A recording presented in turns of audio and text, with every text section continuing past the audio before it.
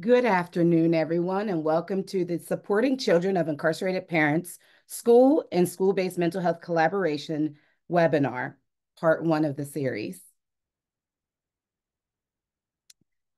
I am thrilled we all could come together to discuss supporting children who are affected by parental incarceration.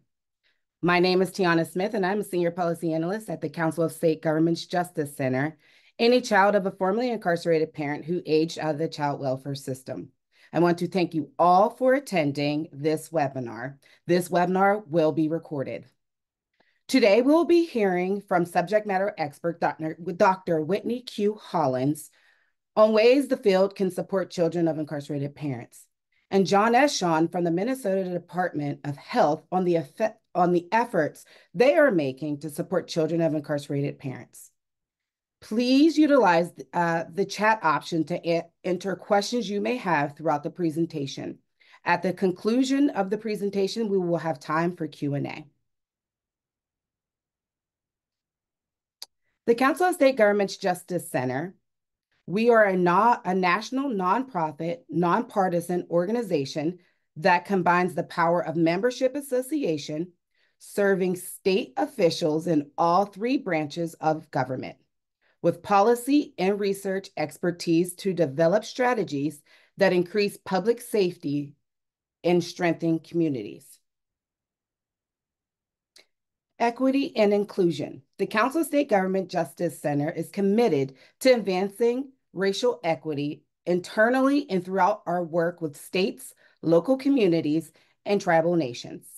We support efforts to dismantle racial inequities within the criminal and juvenile justice systems by providing rigorous and high-quality research and analysis to decision makers and helping stakeholders navigate the critical and at times uncomfortable issues the data reveals.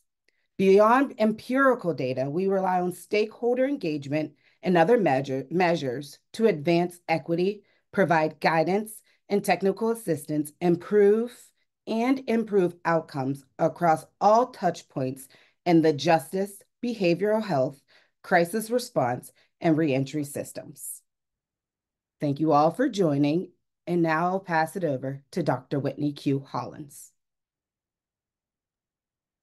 Hi, everyone. Thank you so much for being here. I really appreciate it. And I just want to give a special thank you to CSG and to Tiana for putting this together, because I think the amount of people on here show that this has been a much needed discussion. And I'm happy that it is just the first. Tiana has put together a series, so I hope you will come back and join us for more. Yeah, and we can go to the next slide. I'm going to tell you a little bit about myself, because I think that is important to this whole conversation, how I got here and why this is something that means a lot to me. So I am an educator. I taught for 13 years in New York City public schools as a special education teacher.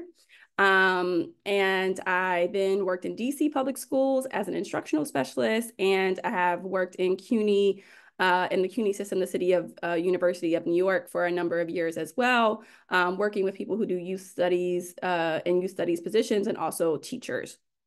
I'm an advocate. I consider what we're doing here now a form of advocacy. We are lessening the stigma. We are learning. We are talking about next steps, things that we can do for this community. Author, I turned my dissertation about children of incarcerated parents into a book, and also did a children's book. And now I have to add, I am the child of a formerly incarcerated parent. So my father was incarcerated. He came home about 7 years ago, but prior to that, did over 20 years, mostly in federal prison. All right. So in honor of our love of charts and Venn diagrams, I put this together. It's not super fancy, but I think it explains a lot of how I got here. There's a combination of my personal and professional experiences that brought me here. I was the child of an incarcerated parent throughout my school career, K through 12. In fact, the first graduation my father could attend was when I graduated with my PhD. So there were lots of graduations in between that were missed. But anyway, I say that to say that I went through my school career with this experience. And I didn't really think it was something that my teachers needed to know about. I didn't really think it was something that anyone cared about. I knew that me and my brothers had this experience, but I didn't really know anyone else that had that experience. Now that I'm older and I know all the statistics, I know that that's probably not the case, but that's how I felt at the time. And school was a happy place for me. I did well in school, so no one really was investigating, what's going on at home? Is she okay? But I did have a lot of anxiety and issues that were going on inside, internalized, that were never brought to light, I think because I seemed to be doing well in school. And after college, I went on to become a New York City teaching fellow, and I was teaching special education in Queens. And just as the kids do, they're so interested in your life. And, one time I wasn't feeling well, and they said, well, Miss Hollins, who's going to take care of you? Who do you live with? And I was like, I live by myself. They were like, well, is your mom going to take care of you? And I was like, no, my mom can't. She lives in a different state. And they were like, well, is your dad going to take care of you? And at that point, I had to make a decision. My first instinct is to be honest, but at the time, my father was in federal prison, and I said, my dad can't. He's incarcerated. And they were so non-judgmental, so open. But what it made me realize is then that they started to share, that they had this experience, that similar things had happened to them. And I hadn't really considered how many students I had who had this experience because it was never brought up. We did all these trainings. We learned about, bullying. We learned about different social issues and things that may be impacting students' mental health and social emotional development, but we never talked about incarceration. And when my students started to share with me all these experiences that they had, I, one, realized how powerful it is to share your story. I, two, realized that there was a need for schools to be involved in this, because I'm like, well, all these kids have these experiences. What are we doing for them? And then I also really got my first taste of pushback because I had a mentor in my school that I really admired. So I don't think this was malicious at all. Come to me and say, be careful who you tell about that, because people will think of you differently. And that was sort of a shock to the system to me, because I had never really thought about anyone, especially adults in the building, thinking of me differently because I had this experience that was really outside of my control. So since that time, it's really been a mission of mine to see where we can get more support for children of incarcerated parents, specifically in school settings. And we're going to talk a little bit more about some things that are being done, but I think there's space for a lot more things that can be done. All right. So this is just briefly what educators should know. And one thing I want educators to know is that it's very common. So over 2 million children under 18 on any given day could have an incarcerated parent. We don't have exact numbers for this, but it is a very high amount of children that could experience this. 1 out of 14 children has experienced a parent's incarceration. We know that oftentimes people come out, they go in, they come out. But 1 out of 14 children has experienced a parent's incarceration. And over 50% of people in prison are parent to at least one minor child. So this isn't an insignificant amount of children that we're talking about here. Sometimes I've experienced interacting with people in school settings, and they'll say, I don't think any of my kids have that situation. And so I just want to be clear that just because we're not aware that children have that situation doesn't mean that they're not having that experience or situation. Just because they haven't talked to you about it yet, or they haven't brought it up, or their parent or caregiver hasn't brought it up, that doesn't mean that it doesn't exist. It just means that they may not be comfortable sharing it in this space, or they don't think it is something that is relevant to the conversation. But the numbers tell us that lots of children have experienced this. If we think about classroom numbers, which hopefully your classroom numbers aren't over 30, because that's a lot, I know from experience. But if we think of classroom numbers, it's not abnormal to have 25, 26 in the classroom. We're looking at 1 out of 14 children. That's at least 2 kids in the classroom. And depending on your location, it could be much more than that, because we know that certain areas really have a lot of incarceration and high rates of incarceration. So while it's common, it can also be very unique for the person who's experiencing it, because it can depend on the age. So if a child experiences the incarceration of a parent at 1.5 years old, it may be very different than a child who experienced the incarceration of a parent at 13 years old, depending on what they remember, how it impacts their life. Also their living situation. For me, I didn't live with my father when he was incarcerated. I lived with my mother, so it didn't change my living situation. I continued to live with my mother the whole time. But for my dissertation, I interviewed people who went to foster care after their parents were incarcerated. So that's a very big life shift. But it is unique to certain people. Not everyone who has an incarcerated parent experiences this. The length of the sentence, you know, my father was incarcerated. The last sentence he got from federal prison was 22 years. I think that, you know, having a 22-year sentence may feel a lot different than a kid whose parent who is incarcerated for 6 months or a year, just maybe different situations. And then the type of support system that they have. And I just want to note that when we talk about support system, I'm not only talking about what's in the home, I'm also talking about everyone in this call, because support systems goes beyond our immediate home. And you may not view it as such yet, but you are a support system for kids who have incarcerated parents, and you probably don't even know it. Because when I did my dissertation and interviewed youth, they all had one person, at least one adult in a school that they felt that they could trust, that they could talk to, and it made a huge difference in their experience. So the type of support system goes a long way into deciding how children will react or youth will respond to having this situation. And then I just want to note that it is considered an adverse childhood experience, an ACE. So you may have heard a lot about ACEs in the last few years, and parental incarceration is an ACE. And ACEs can have long-lasting effects on health and well-being in childhood and life opportunities well into adulthood. But I want to note here that it says can. It doesn't say will. It doesn't say have to. It doesn't say must. They can. And a lot of whether they do or don't depends on the support systems and what we're able to do and put in place and, you know, be for the children who are experiencing those. So we have a lot of power in our hands too. So I don't want to make it seem like that's a definite. That is something that's a variable that can be changed depending on how much support we can give these children.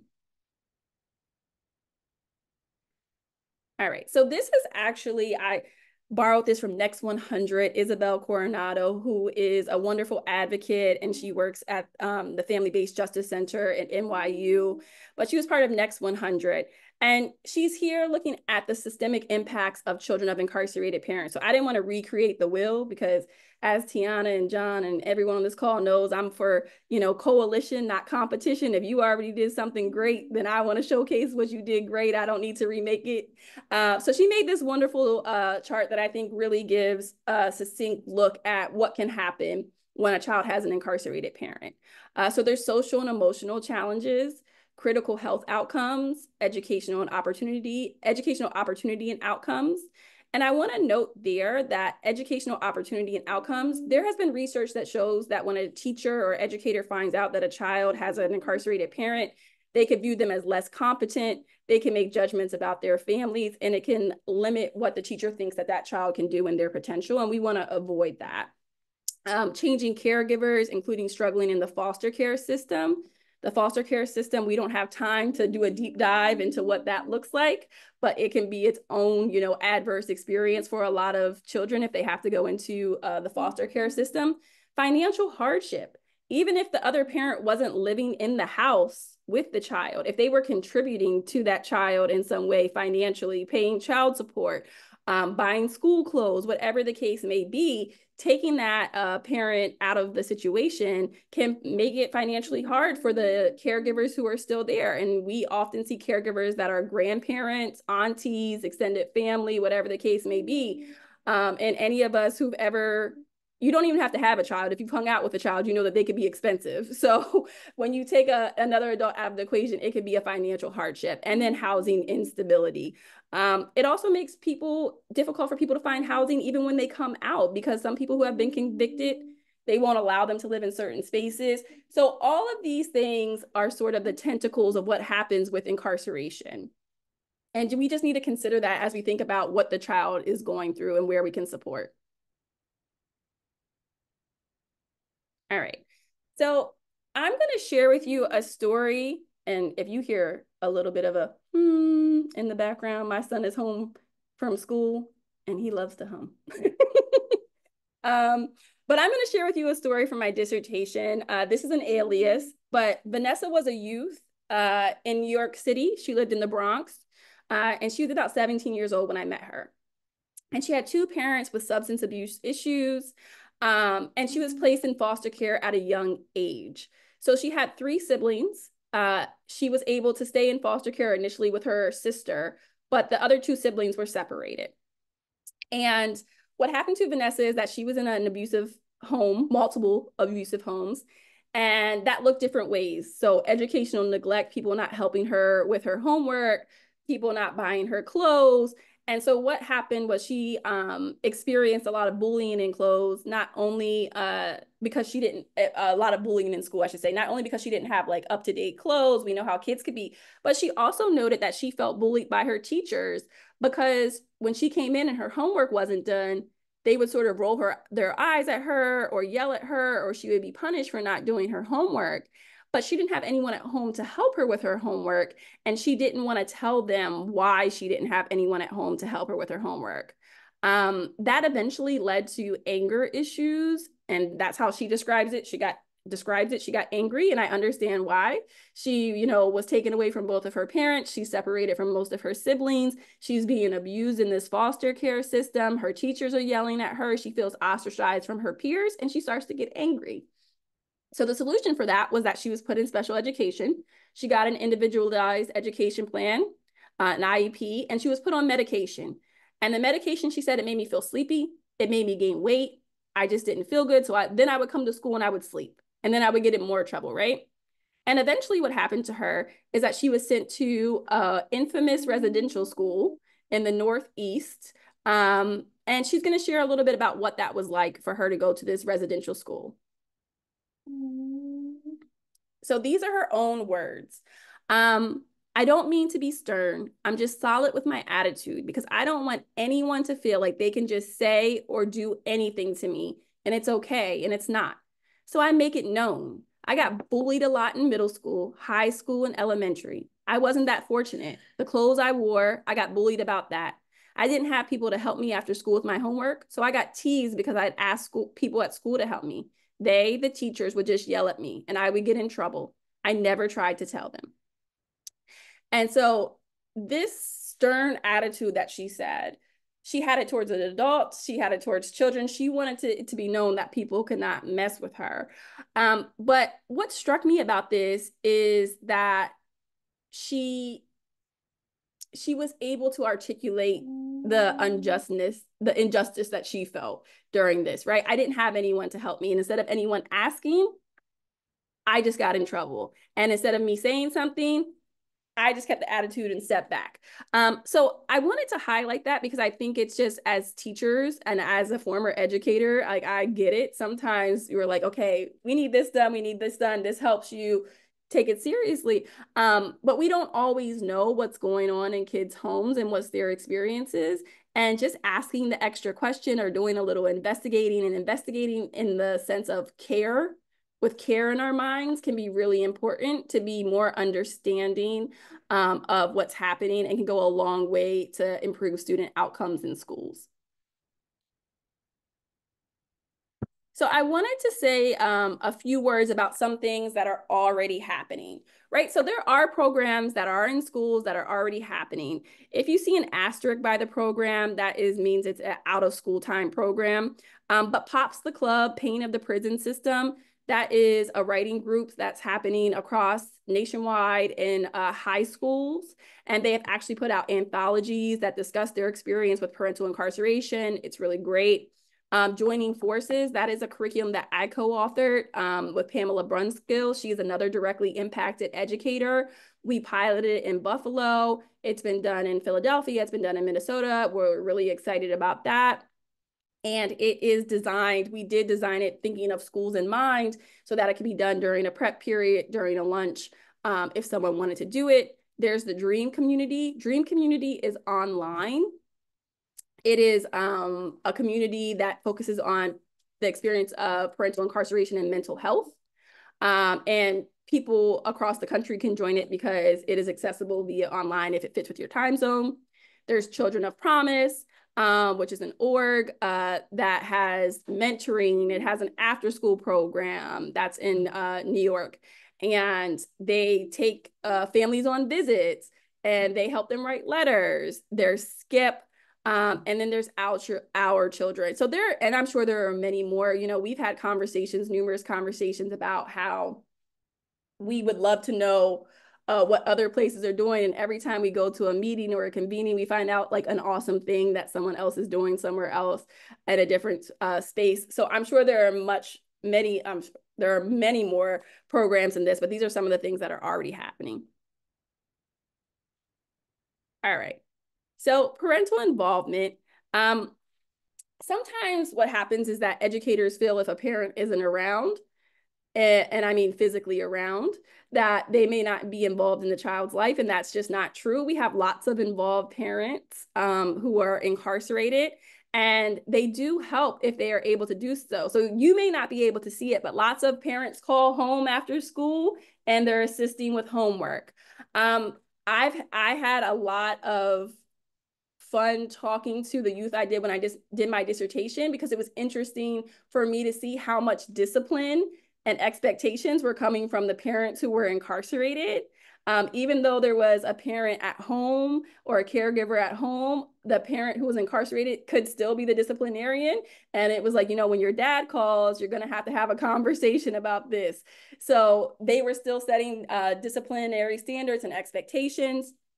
They're an additional listener and support. I interviewed a family who, it was actually the stepfather who was incarcerated. The mother met him while he was incarcerated. So the children only interacted with him while he was incarcerated until he came home. But the daughter loved talking to him. She was like, I get on the phone and I tell him my friends are doing this. The kids at school are doing this. So he provided an additional listener and support for her. And then there are schools and school districts that are making way for this, right? An incarcerated parent in Washington State is offered 2 parent conferences a year with their children's educators. And so they post flyers in the facilities and they coordinate visits with educational systems. So even in states where laws do not exist yet, advocates, again, that's us, advocates, can facilitate parent-teacher conferences from inside the facility. So I just wanted to highlight, because sometimes I think people think incarceration means the parent isn't involved, and that's not true. A lot of parents are still parenting even though they're incarcerated, and they're parenting with extreme barriers in their way and still making it happen. So we need to think about ways to honor that and increase the ways that they could be involved. And educators could do that just by acknowledging that even if there's an incarcerated parent, there's still a parent with rights and they are still interested in their child's well-being and education. All right, this is actually a video that I was going to show that came from POPS, and it gives a little bit more information about what they do. But just in the interest of time, we're going to send that link to you later so you can watch it on your own and get more information about POPS, the club, and just get an idea about some of the programming that's happening in different spaces. All right. So what can educators in schools do, right? This is a huge issue. And sometimes when we have a really big issue, we think like, well, what can I do? But there are things that educators in schools can do. So we can develop a system to allow children of incarcerated parents to self-identify. Sometimes children don't identify because no one ever brings it up. And when it's brought up, then all of a sudden you have all these children saying, oh yeah, I had this experience. So there needs to be a way for to encourage children to self-identify. And part of that is having a safe culture and a safe space. No one wants to self-identify if the result is going to be, you know, someone thinking less of them or discriminating against them. We want to research community-based organizations to partner with. I know there's been great work from departments of mental health coming into schools and supporting students. There are nonprofit orgs out there that come in and can support students. So researching what's in your area. There are lots of faith-based organizations or people who are interested in that to do some work. Research out of school time programs and school-based programs to implement at your school. Think about how could you get a POPS in your school? how could you start something similar in your school? Could you do something like joining forces in your school? Whatever the case may be, it doesn't have to be that you are doing those exact programs, but could you start something similar, a club? What can be done? Train staff about mass incarceration and healing-centered approaches. So when we're having all these trainings as educators and we're talking about SEL and we're talking about ACEs and we're talking about all of these things, trauma-informed and healing-centered, mass incarceration needs to be a big conversation and part of that. We talk about, what if a child experiences a divorce or the death of a parent or whatever the case may be. But parental incarceration is a type of parental separation, and we need to learn more about that. And we need to train staff because lots of people have a stigma and perceptions of incarceration that trickles down from the parent and family onto the child. So it's not that we just want to learn about it and get statistics and numbers. We also want to learn how to engage with it in a careful way and also reflect on our own biases. Support the child-parent relationship if the child wants that. I have noticed that a majority of the time the child does want a relationship with their parent, but that's not all the time. But if the child wants that, how can you support that? And think about that as, sometimes we love to do Mother's Day celebrations or Father's Day celebrations, but consider those kids in the classroom have different experiences. You can create a diverse library. Dr. Avon Hart does a lot of work around bibliotherapy. How can we use books to help heal and support people? And there is a growing number of books available. Listen without judgment. You don't have to agree with everyone's choices. You don't have to say, oh, I wouldn't have done that or whatever the case may be, but being a listener is extremely important. We're always telling children to listen. So can we put our listening hats on and see what they have to say? Respect students' families, regardless of your viewpoints. That's their family. They love them. And go in with that understanding that referring to students' parents in certain ways or having certain viewpoints of them can damage the relationship you have with the student. Build positive relationships. You don't even have to talk about it if the student doesn't want to. If the student says, I'm not comfortable talking about that right now, that's fine. But having you as another supportive factor is extremely important and may eventually lead to that conversation. Use humanizing language. You don't have to call anyone's parent a criminal or a convict or an inmate. You could just call them your dad, your mom, your auntie, whatever the case may be. Be aware and reflect on your biases. What is the current situation? How do I feel about it? What do I think about incarceration? What do I think about people who have been locked up or incarcerated for violent crimes or for drug crimes? What are my perceptions? It's not that people can't have biases. We all do. But when we're not reflective about them, then they take on a life of their own and they make us make uninformed assumptions about groups. Be a role model. And that could be a role model for listening, for caring, for being non-judgmental, and signal support. I had a friend and a colleague when she used to teach, she used to put the Children of Incarcerated Parents Bill of Rights on her classroom door. And she used to say it was sort of like, the Underground Railroad. So she didn't have to come out and say it. But if you saw that up there, you knew that she was an ally. So it was an unspoken thing. But the children who had that experience knew that they were safe in her room from that.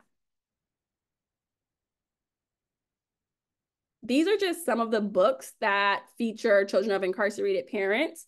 And we can also send a link out to a book list if you are interested in introducing some of those books in your libraries or doing them as a read aloud. It's a really great way to introduce the topic without singling any one student out and for them to feel represented. And then I just wanted to talk quickly about what are we up against, because it's not without its challenges to have these conversations or to support this group. There's fear. Sometimes administrators or principals don't want to, and teachers don't want to engage with it because they're like, I don't know enough about this. I don't want to talk about it. I don't want a kid to ask me a question I'm not familiar with. So there's fear, right? There's fear that parents may have pushed back about this. This isn't a topic that we want to talk about. There's also stigma that, parents who are incarcerated are unworthy or unnecessary. If they really cared about their kids, they wouldn't have done X, Y, and Z. But I think if any of us who are parents or teachers, we know that as much as we love our kids, we make mistakes. And there are things that we would have done differently if we could. So just leading with the fact that these are families that care about each other. And then there's also distrust. Families and children fear the biases that come along with people knowing that they have this experience and the judgment that comes along with it. So we want to eradicate some of these things. And part of the first step of doing that is doing what we're doing now. It's talking about it. How can we forefront? How can we support? So I'm going to stop there. But I will still be here for questions, and I'm looking forward to hearing from Tiana and John after this. Thank you, Whitney. Now on to John Eshon from Minnesota Department of Health. Hello, everyone. I'm John Eshon. I'm with Minnesota Department of Health, and I'm one of the co-leads for this project to support children in incarceration at the department. It's a unique project that we have that's really expanded in a really kind of unique way, and we'll dive into it and get into more of the details now. So as Whitney laid out the national data for children incarcerated parents, one of the kind of key founding things that got this work started in our state was this data, the YRBS data at the state level in 2016 and 2019. Here, there was a coalition of folks, partners at the University of Minnesota and others on state advisory committees that were really interested to know more and to get a better understanding of parental incarceration and history of parental incarceration. And so a big step was just getting this question into this MSS data. And through that, we discovered that 1 out of 6 Minnesota youth reported parental incarceration. And it's actually the second most common ACE after parental mental illness. Some of the school districts that are part of our learning community have rates of upper than 30% of the population. And so it's been a really cool tool to use to be able to share that data back with certain counties that are part of our projects so that they can have accurate information to educate their stakeholders on. Again, I mentioned it's really a partnership between the University of Minnesota, who are also co-leads on this project, and the Minnesota Sheriff's Association. So we primarily work with jails and county jails throughout the state that are run out of the sheriff's offices. And so having the Sheriff's Association on board and supportive of this project has been really key and really important in order to share these practices and get buy-in really in the correctional field for this kind of work. This is an overview of our kind of project. There's 5 pillars that we really touch on in our learning community.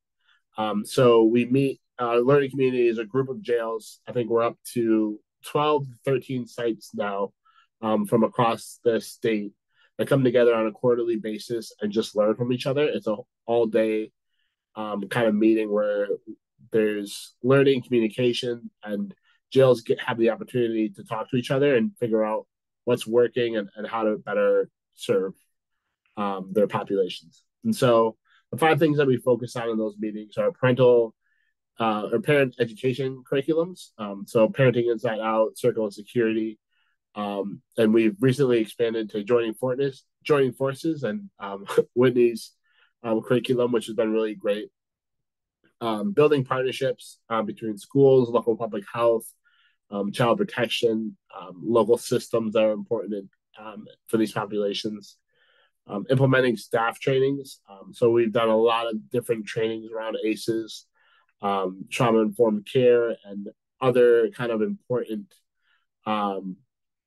understanding so that we're ensuring that the people that are working with incarcerated parents, whether it be school staff or local public health staff, have that kind of base understanding that Whitney touched on earlier in terms of what are important considerations for this population. Other model jail practices. So I'm not sure what it was, but the National Institute of Corrections came out with a model jail practices guide. And we really use that guide. We walk through it with each county jail to ensure that their practices are supporting children with incarcerated parents.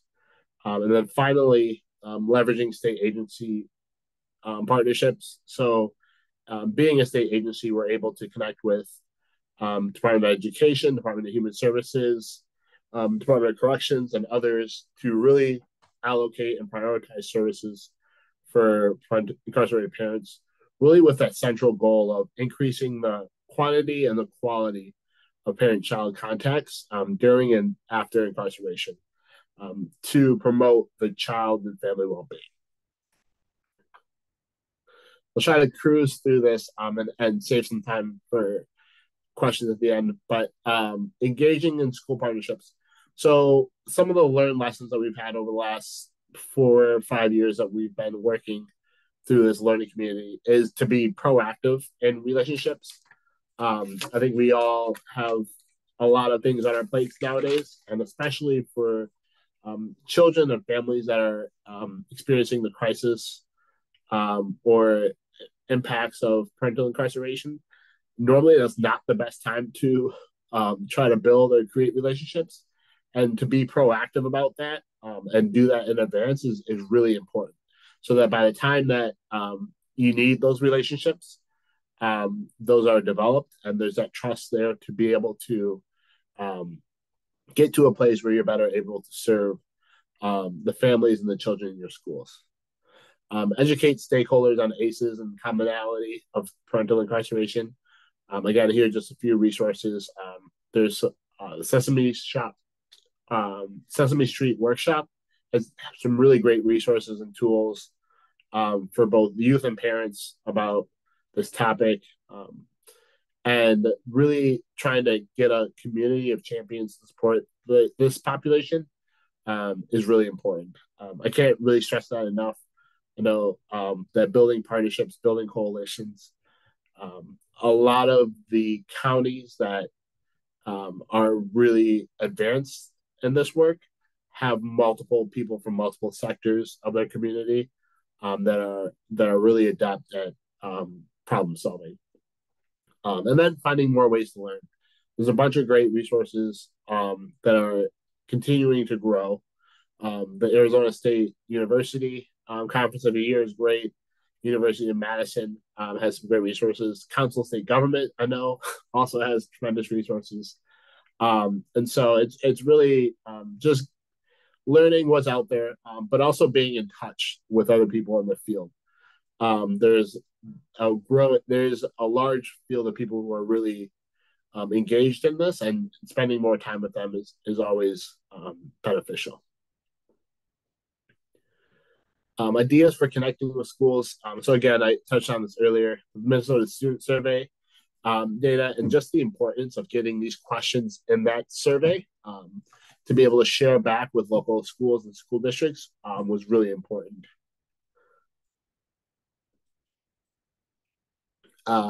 This is some research that was put together through the University of Minnesota and a local group, the Wilder Foundation, that are able to put together some analysis on the outcomes for children with incarcerated parents on mental health outcomes, chemical use, academic outcomes. And they were able to do that at the county level data summarization, so that counties that would say, well, my county is different than some of the other counties in the state that are more metro orientated or had specific demographics. We were able to show that no, these are the statistics in your county, in your community, and it really changed the mind of some of the county board commissioners and leadership in certain communities, because it is getting that local data is really impactful. More sharing the data, using it to start conversations, education. Carleton County has, I think, is on year 6 or 7. They release a newsletter every year through the Carleton County Family Initiative, where they share their student survey data in order to educate their jails, child protection, and the key stakeholders in their communities to really educate them on some of the things that they're doing, as well as the impact that it's having. So it's just a few more links, I think. Again, identifying champions. There is really no great like one answer to get into schools. Here are a couple options. School nurses are great contacts. School counselors or social workers, people that have relationships with those kids in schools, are great resources because they are able to more easily implement some of those curriculums. Schooling, mental health services, school principals, having leadership on board is always key. And then librarians or other teachers can be great. Some of the outside partners that we've known and seen in local counties that are really good partners are human services, um, early childhood, family education. There are a handful of jails that actually contract with their school district and bring in those parent educators and EFCE to do programming inside of their jails. And those are really key relationships that have been developed over the years so that when parents come into custody and they say that my kids at this school and they're struggling, though they have those relationships and are able to facilitate communication in really timely ways that can prevent or address some of those issues in a more timely manner, which can create, which can really have a good impact in those situations. Local public health has been tremendous, and truancy officers also. We've recently connected with the School Link Mental Health Network in Minnesota and have started to have conversations about how mental health professionals can support students in jails. Students who have incarcerated parents. Identify school mental health resources is great. Again, building connections, building relationships are really important, and sharing information with parents. So again, starting small is important. We talk a lot about playing the long game and starting with one school. Recently, Olmsted County, it's a county south of the metro area, they have started to implement joining forces curriculum. In year one, they were able to get 2 schools licensed and trained and started to implement the curriculum. And then moving forward this year, we were able to work on and are in the process of expanding to 4 schools during the school year. And it all really started with willing partners. I can say even earlier than this, this really got started and took off last year.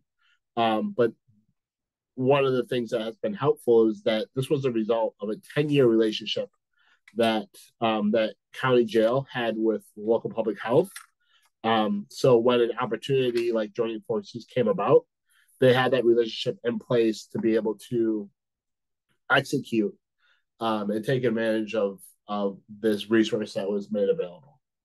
And so it did take quite a bit of time to develop that relationship, but it really paid off. And we're seeing those benefits now. Getting referrals, building momentum. I think these slides will be made available, and I know we're short in time, so we want to keep going. But sharing funding and resources, being open and solid partners is important. Offering resources to children and families, and really prioritizing this. These children and families are impacted by parental incarceration in a number of different ways. It is some of the results that we've seen. And here's just a list of resources for schools that we put together recently. A lot of good resources from, again, Sesame Street Workshop, which has been great. The Bill of Rights that Whitney mentioned earlier, the Joining Forces Guide, and just several other resources and tip sheets that are available. Thank you, John. First and foremost, I would like to thank Whitney and John for presenting today. We are now going to take Q&A that were entered through the chat. But first, I would like to mention that October is See Us Support Us month. And See Us Support Us is a special project through the Osborne Policy Center to increase visibility and support for children of incarcerated parents. There has been a link shared with you through the chat. And if you go on there, there is an educator toolkit already prepared and available. So we'll take some questions that were pulled from the chat. This is from Rita Williams, and I'm a CJ professional and a mom of kiddos with an incarcerated dad. Are there any resources for parents who may want to create support programs or nonprofits for a community? So this is for Whitney or John to answer. That's a really good question. I believe KidMates was created in that way as the mother of two kids with and her husband was incarcerated, and they went on to form an org and have done work in that. But if you're talking about actual resources to how to get started, I would have to look into that. John, do you know of any? No, I don't. I would also have to look into that. I know there are a lot more individuals that are interested in that, and so there might be some resources out there, or just from learning tips. But I'm not familiar with anything offhand on resources to kind of get nonprofits started or create organizations in this space.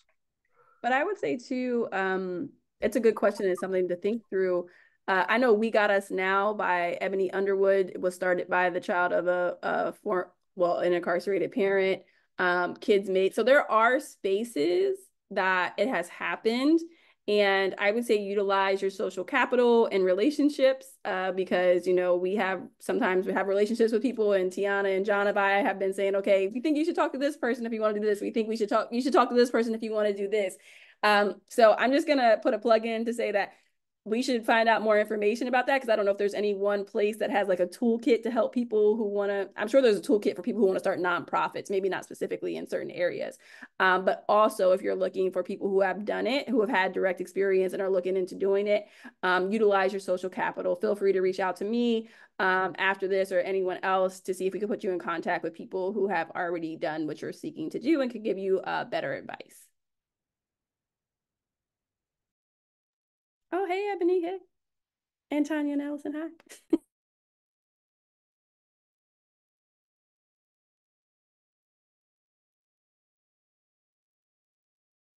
Tiana, if you're talking, I can't hear you. Of course. I'll start over. Thank you, Whitney. Melinda Schultz asked, do you know of any resources that address how community caregivers can support their children in their care and answer questions the children have when there is an incarcerated parent?